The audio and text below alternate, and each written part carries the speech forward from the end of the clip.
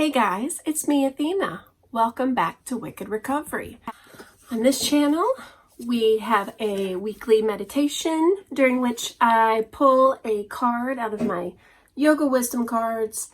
We read the thought or meditation for the week and then what the Swami had to say on the reverse side. I've noticed most weeks my first impression of what the Swami says is a little bit, easy for you to say. But then by the time we sit and talk about it, by the end of that conversation, I get the message I think that I needed for the week. So, shall we begin? Let's. Okay. And for the week, this one popped out.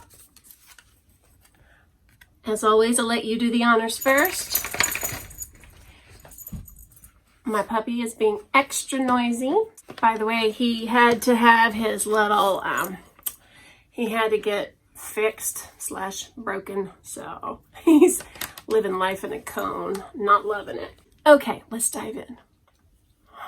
Oh, okay. I actually really like this week. Keep harmony in your home as your top priority. That's a good point, right? Not just getting things done, not just cleaning up, but actually trying to maintain harmony. I think I could use that. And let's see what Swami Satchidananda had to say about that. Real spiritual experience brings harmony. What's the use of those other experiences if you can't live comfortably, harmoniously, lovingly with 10 people? Everybody should love you. To me, that's what you call spiritual experience. Keep that in mind. I will live a life that will make everybody love me. Nobody should look at me with even a little dismay. Only if you can do that are you growing spiritually. Prove you're becoming a beautiful person. Don't argue. Instead, let your family see that you are being helped by what you're doing.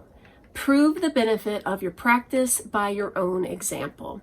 As a spiritual person, you should see there is harmony present in the family in all situations.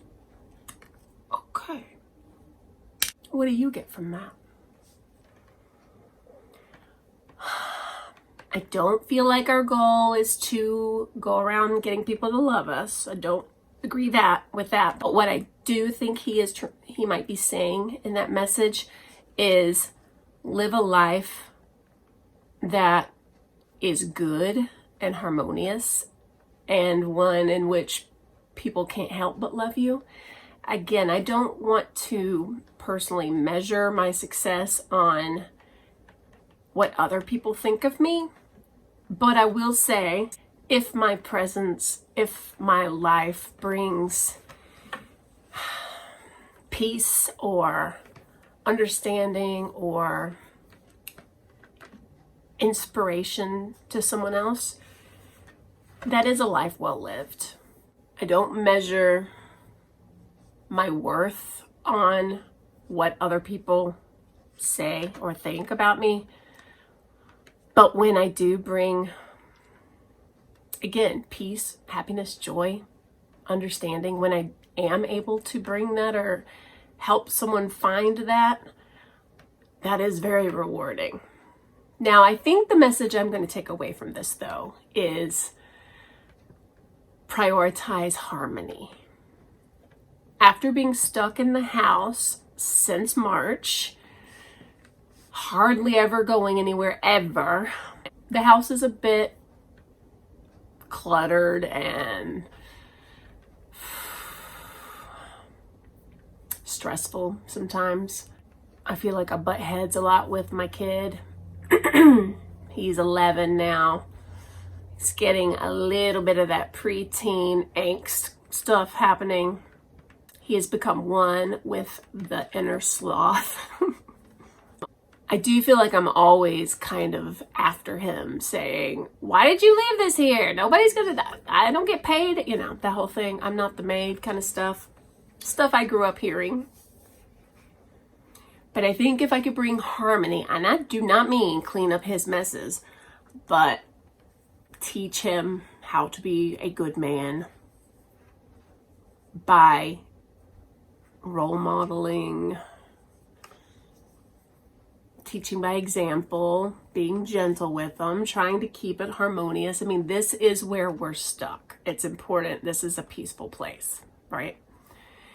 It's interesting.